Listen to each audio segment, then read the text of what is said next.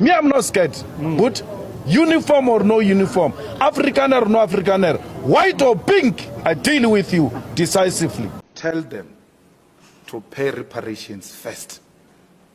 Then we can consider paying that. If we have no money to pay, they must pay reparations first. Then we can enter into that debate. I'm going to be president of this country, whether you like it or not. And I will preside over the affairs of this country, including presiding over you. I think you must start adjusting to that reality. The sooner you do that, the less chest pains you'll have when that reality comes. So what chest pains would result? Racist chest pains. So today, I wanted us to look at some clips from Mr. Julius Malema. If you don't know who Mr. Julius Malema is, he is a South African politician and member of parliament. He is also the leader of the Economic Freedom Fighters, EFF, a left-wing party which he founded in 2013. He's a man I truly admire and look up to. He's very intelligent, he knows what he wants, and he stands 10 toes down unapologetically when it comes to fighting for what he believes in and fighting for his people. And by his people, I mean black people, because this man has made it known that he stands for black people everywhere, not just South Africans, not just Africans. As long as you are a descendant of the continent, he is for you. He is a true Pan-Africanist and quite an inspiration. So today I thought I should share some of his clips with you guys. So yeah, let's let it roll. Someone said to me, if you want us to vote for you in 2024, you must abandon this thing of foreigners.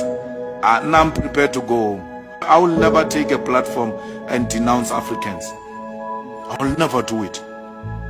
If it means votes are going, let them go. Now I'm prepared to go home.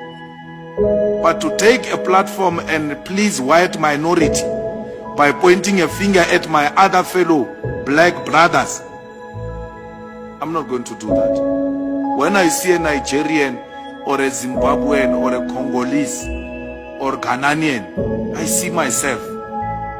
I'm not prepared to take a platform and say foreigners must go home. I would rather not be a president of South Africa. No, I don't want.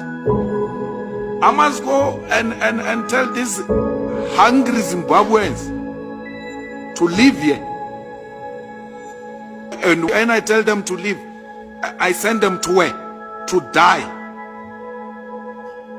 To die.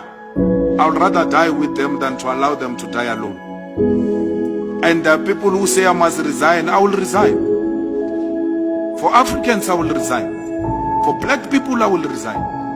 I have no problem. White people in this country say they are prepared to work with everyone except the EFF, except Julius Malema. I sleep at night. The enemy is not happy with me. I don't want the enemy to be happy with me. We're not scared of anything. We've never stolen anyone's money, and we don't take money from anyone that will control us. The stance on Africans remains. It goes nowhere. We are for a united Africa, and we can't unite it by dividing it. We want one Africa, one currency, one president, one military, one reserve bank. I don't want the enemy to be happy with me. You know, one of the things I love about this man is how blunt he is. He doesn't sugarcoat ish.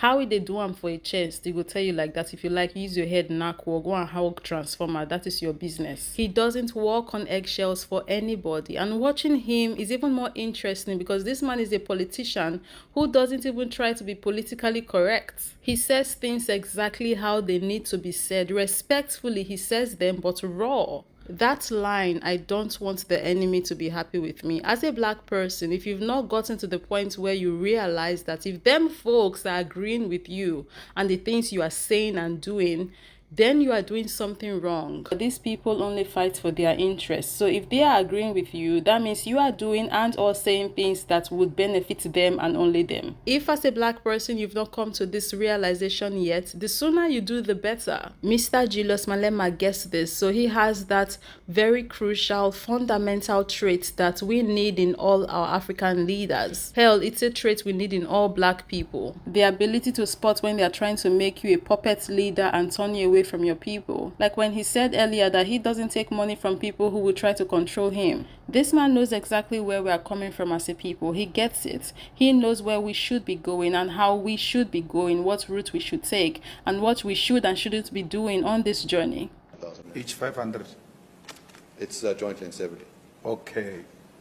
Tell them to pay reparations first. Then we can consider paying that. If they We have no money to pay. They must pay reparations first.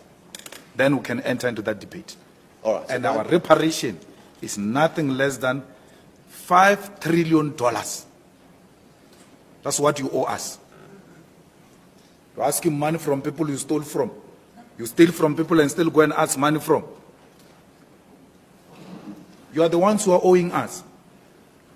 You have eaten a lot from our land, from our minerals.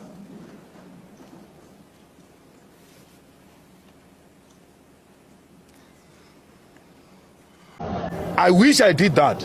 The video footage is correct. I wish I assaulted him. Now that is a real issue. I wish I did a real thing, proper. I regret not doing it. I should have done it so that I deal with real stuff. Me, I'm not scared. But uniform or no uniform, Afrikaner or no Afrikaner, white or pink, I deal with you decisively. Thank you. Not white or pink. This man, I beg, I don't feel laugh. Basically, what he's saying is, it doesn't matter what color lines you fall on. If you deserve to collect, I go give you woto. But on a serious note, why would they accuse him of putting his hands on someone? This man doesn't need to touch anybody. He shakes people perfectly well with his words. There is a saying, Yaori, bana ba tla otlwa ka bokgopo ba batswadi ba bona. When you steal a car and you pass over the car to the stolen car to your children, it makes that child a criminal as well, because it's in possession of stolen goods. And that child passes that car, or doesn't even pass that car.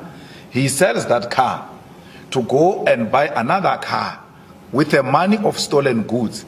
It remains a stolen good, the property you bought with the money stolen, got from a stolen goods. You are in possession of stolen property. Return it, please.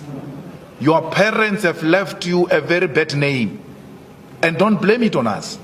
But I asked a question earlier. Reparations are paid. I'd like to stop you right there. Why I have the name that I have is that my grandparents fled Nazi Germany and sought refuge in South Africa in the 30s to avoid extermination. Now the witness has brought up my name, and I will use the opportunity to respond to I never brought your name. I never brought your name. I've never brought your name. I've never brought Oppenheimer's name. I don't even know his name. I don't know. I've never, my Lord, called him by name. I've always referred to him as you, and I clarified it that I'm referring to a client. When I say your name, I mean them as white people. Your parents have left you a bad name. So that is the context I'm using it. So please, if you are going to be a legal representative, you are going to have to reduce yourself from this case as an individual. Remove your emotions and deal with me as a professional. Because if you are going to come to me as a personal person, individually, I will no longer look at you as a professional. I will decisively deal with you as an individual. I'm going to be president of this country, whether you like it or not. And I will preside over the affairs of this country, including presiding over you. I think you must start adjusting to that reality. The sooner you do that, the less chest pains you'll have when that reality comes. So what chest pains would resolve? Racist chest pains. You know, my Lord, we're sitting here with pain, with trauma, and to be interrogated by people like this, who perpetuate the segregation, who continue to promote racism in this country. It's really unfair. Thousands of children have seen their mothers being tortured. I was young when police walked into my mother's house and she was sleeping. They took off her blankets off. Man, she was not dressed up. She was sleeping. Men took off the blankets. I live with that for the rest of my life. That some strange men came into my house and took off the blankets of my mother to search if she's not a terrorist. We are still a traumatized nation, if you don't know. And that trauma is real. And don't push us to that pain. Because when that day comes, we'll not be scared. If only we had more politicians who are just like this man. More politicians who are for their people, who love their people, who are there to serve, who are actually fighting to be politicians, to get into place of power so they can liberate our people. But no, the majority of them will fight tooth and nail to get up there, only for them to get there and they will do nothing. Or worse, turn against the people. Guys, that's it for today's video. Although there are lots more clips with Mr. Julius Malema out there, these are the only ones we can look at today because I do not want this video to be way too long. I'm a big fan of Mr. Julius Malema. Are you, or are you just hearing about him for the first time? Let me know down below in the comment section. And of course, as always, I'll see you guys in the next one.